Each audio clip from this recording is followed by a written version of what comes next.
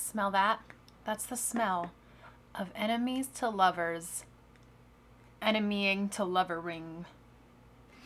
Smells good.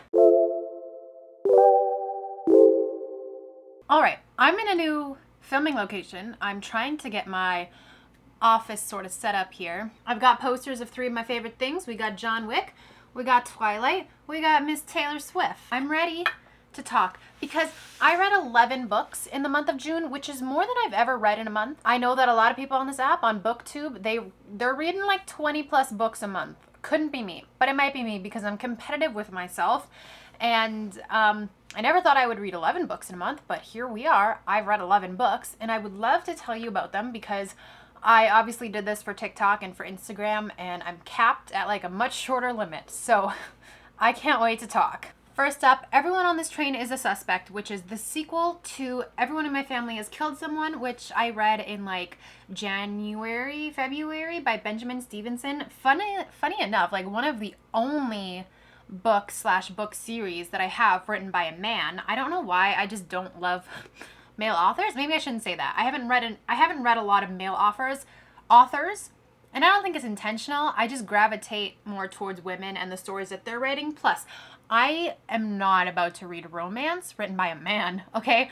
Not for me. But I read this one, which is described as Knives Out / Clue, which are like 2 of my favorite things. Since it's the sequel, I don't want to spoil the first one, but the main character in the book writes a book about the events of the first book, if that makes sense. And so now he and a bunch of authors are invited on this kind of like writing retreat train thing. They're like touring, what is it, Australia? I think it's Australia. And one by one, people start dropping dead. One of my favorite things. And so who's gonna solve it but our amateur crime writing bestie, Ernest. Ernest has got this in the bag, and I love it because it's not a long novel by any means. Story is quite quick paced. This kind of book, I'm just sitting back and enjoying the ride. I'm not trying to solve this. I'm not trying to figure it out. There's so many players on the board, and I just love watching the mystery unfold and be solved. It is so much fun. It's just like a sit back and relax and enjoy the show kind of book,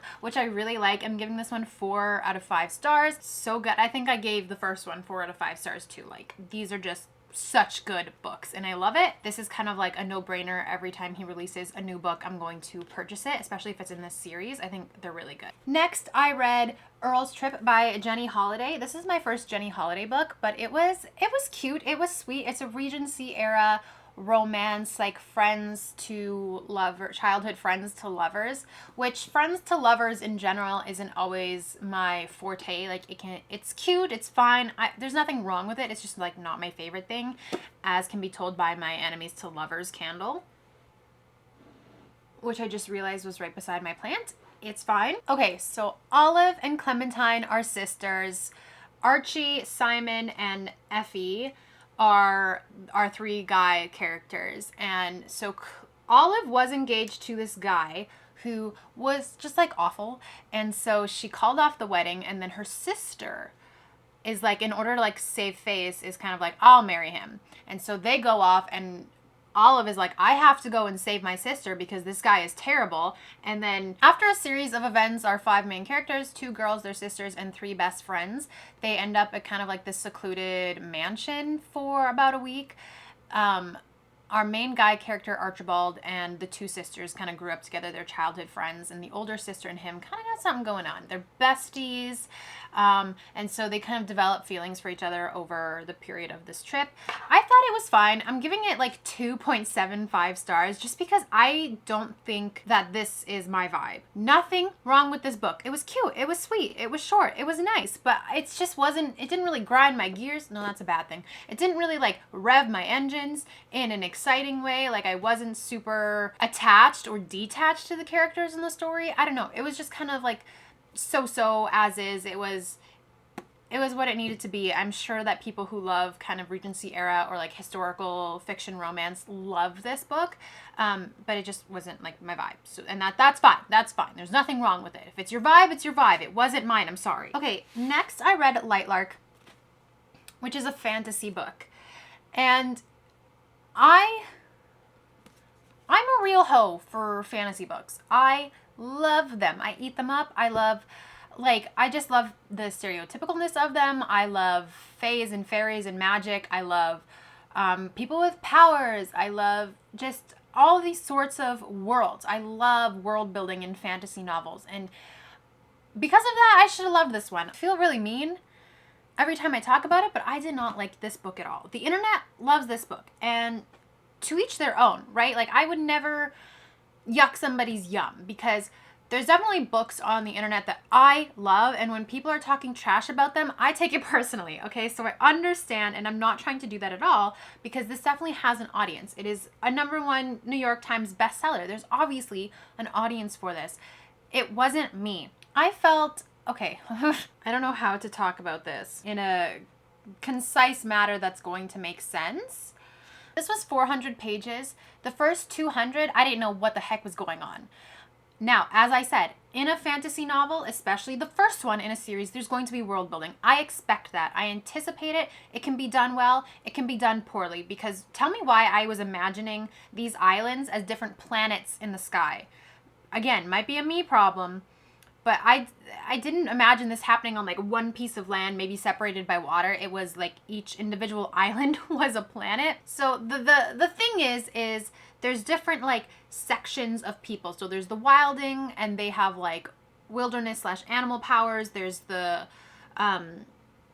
sunlings, which have like sun power. There's starlings. Like, there's all these different like factions of people with powers, and the caveat is they all have curses. So like the wildings, our main character Isla is a wildling. Her group wilding, they have the curse that they can only survive off of human hearts, and they have to kill their first love. I don't know, it's a little bit cliche. It's like, oh yeah, oh really?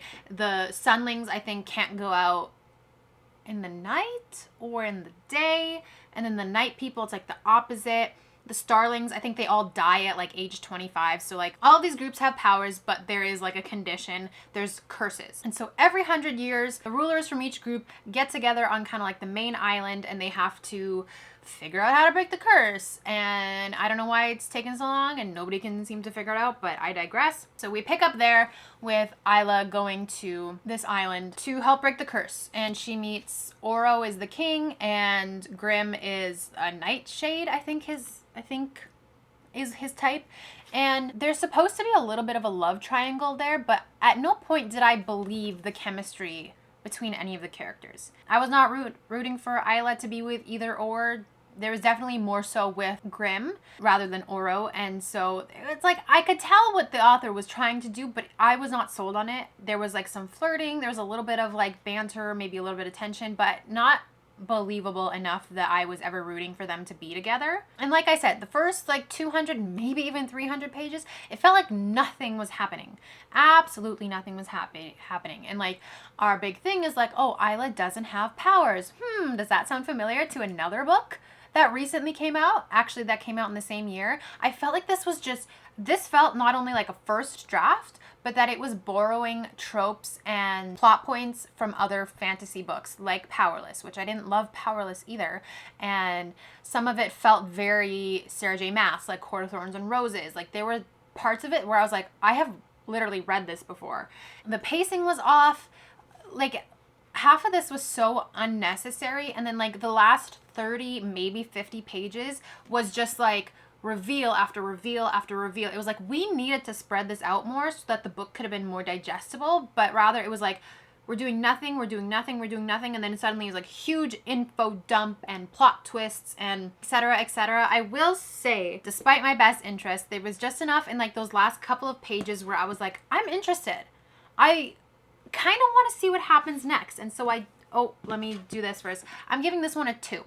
I picked up the sequel, whether it was for my own good or not, but I'm giving this one a 3 on a good day where I'm feeling generous, maybe like a 3.5. No, that's too generous. I'm giving this one a 3.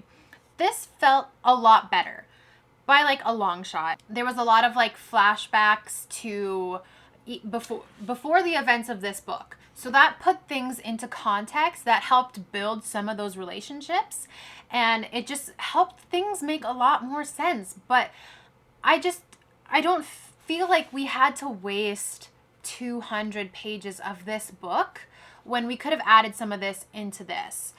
That's all I'll say. I care enough now that I will read the third book. I think it comes out in November, but I honestly don't get like the crazy hype because I don't feel like this book was that well written. The pacing was off. There was not a lot going on in like the first half of the book. This one, better, okay? I can appreciate this one more, and there was more storytelling, there was more context, there was more actual character building, which I appreciated. I still feel like we wasted, there were chapters that was just like nothing happened. It was like, all right, I read that, but that's what I'll say. So this one gets a 2, this one gets a 3.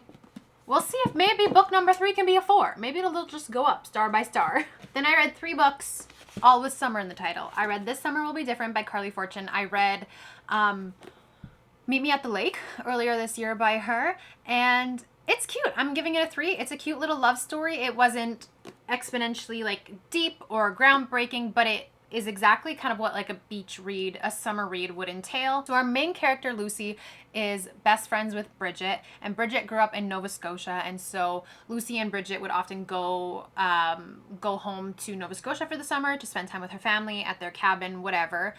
On the first year that Lucy goes with Bridget back home, they end up taking like separate flights, and so Lucy gets there a day before Bridget does, and Lucy meets Felix at a clam shop, a restaurant. He's like shucking clams. That's a big theme in this, is like shucking clams. And they meet, and then within like an hour of meeting and talking, they're banging. All right, straight out the gate, we got, this is a bit of a horny book, I will say. They're banging a lot. I'm wrong and I'm dumb. It's PEI, it's not Nova Scotia. It says it right there. I'm Canadian. This is embarrassing. It is PEI, Prince Edward Island, not Nova Scotia. But I digress. Anyway, so without knowing that, okay, Bridget's not here yet. Lucy and Felix hook up, and then afterwards, Lucy and Felix discover that Bridget is Felix's brother. So Miss Lucy just smashed her best friend's brother without knowing it. And so they only see each other every summer. I think the book takes place over like 5 years. So there's a lot of flashbacks to like last summer, 2 summers ago, 3 summers ago. And they always just kind of find themselves like drawn together without Bridget ever knowing. They're hooking up, they're like, you know, on the down low, whatever. And it just kind of tells the story of Felix and Lucy's relationship over this 5-year period of kind of hiding their relationship and that kind of thing. It was cute. It was sweet. I had no problems with it. So I'm going to give it like a 3 stars because it's just like a light beach read. I wasn't expecting more, but it was like a really good, solid book. And being a Canadian, even though I got my provinces wrong, there's so much Canadianness in this that I just love because I feel like inherently media is American, whether it's TV, movies, books, music, like everything is very America centralized. And so hearing and reading and seeing little things of Canadian context is always really cute and fun and like just warms my heart. I love it. It's just a cute little touch. Next, I read Just for the Summer by Abby Jimenez. This is my first romance book that I'm ever giving 5 stars to. I love this book. I don't know how it got me. I was giggling and kicking my feet the whole time, and then there was some like hard-hitting heavy traumas. I love that it starts with literally like a Reddit post.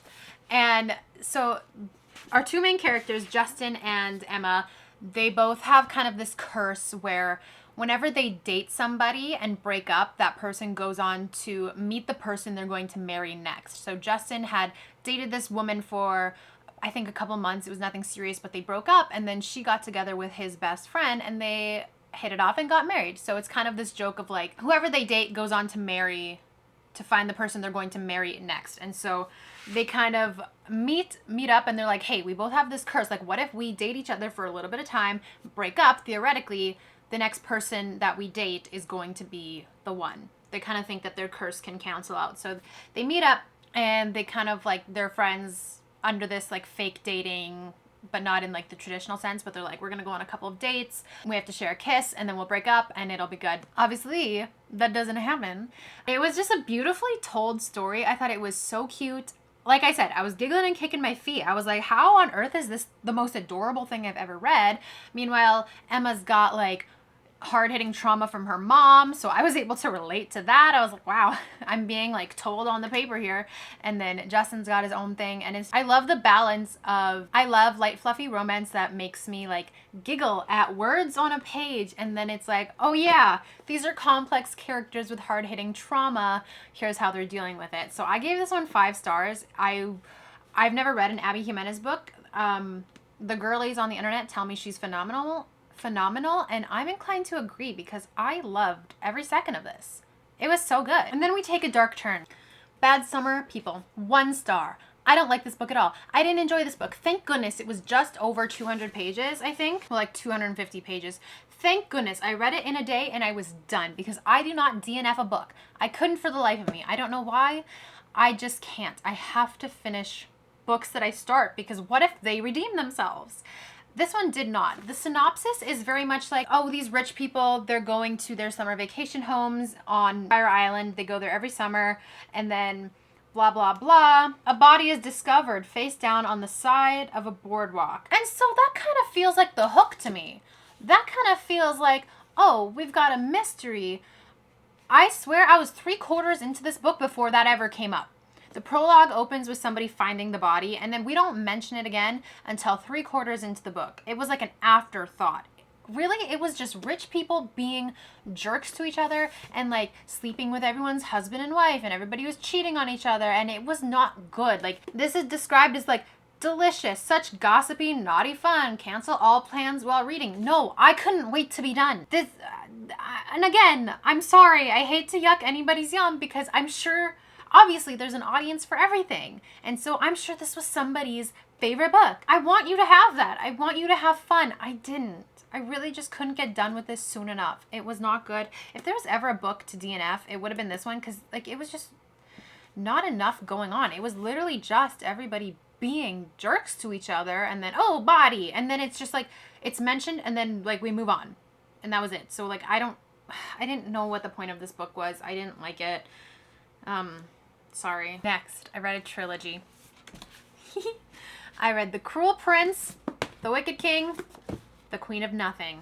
I am giving each of these books 5 stars. I'm giving this series 5 stars.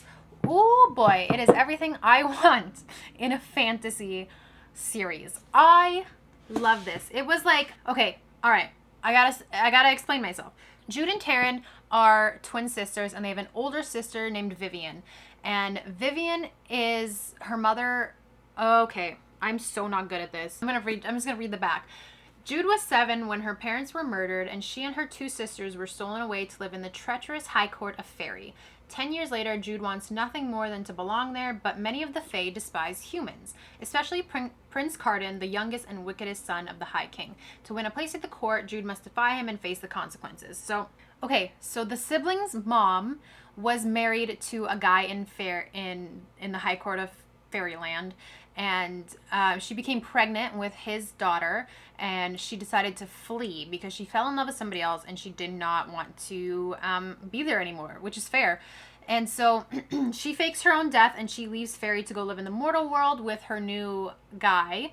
And so she gives birth to Vivian, who is now half fairy, half human. And then later, Jude and Taryn are born through this woman and her new love. Long story short, Daddy-O from Fairyland shows up. He's like, hey wife, you're not actually dead, and you had my daughter, so I'm coming to claim her. So he kills mom, he kills dad, he takes Vivian, and now he's like, well, I have to care for my dead ex-wife's other children, like that's my responsibility. So he takes them all back to Fairy, yada yada. There is enemies to lovers between Jude and Prince Carden, but it's far more like political, and I think like the enemies to lovers takes a backseat, which I'm totally fine with, because by the 3rd book, the payoff is so good.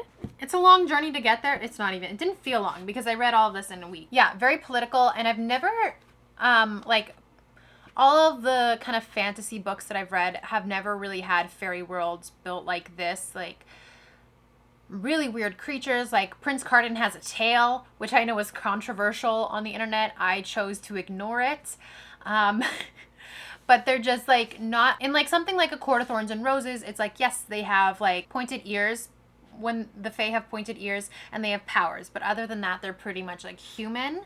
And so this was like a step up. It was like there's like actually some really weird creatures that live here that are considered fairy. They're ugly. I don't know. I loved this. It checked all of the boxes. Each of them gets 5 stars. I really enjoyed this trilogy. Okay, and lastly, to finish off the month, I read The Dead Romantics by Ashley Poston. This is such a cute book. This is about a ghostwriter who falls in love with the ghost of her editor. What more could I want? I know Ashley Poston also did The 7-Year Slip, which is on my TBR for July. We'll see if I can get to it, but I don't hear enough people talk about The Dead Romantics. This is so cute. This is so nice. It's just over 300 pages. It took some twists that I wasn't expecting, and it was just very cute overall. I had such a good time. I'm giving this one 4 stars. Again, there's always room for improvement, or there could always be something added, I think, for most books for me. Apparently not for the Cruel Prince series, but for majority of books, I think there's always something that could be added, something that's missing, but this was so cute. I had so much fun. I really hope that made sense. I really hope I didn't yap too much, but I know I did. I'm going to be cutting a lot of that. But thank you guys so much for watching my my June wrap up. It was like a really good reading month, like 11 books. That's pretty impressive for moi. So I hope you guys liked it, and I will see you guys for my next vlog. And if you're not into that, I will see you next month for my July reading wrap up. Bye.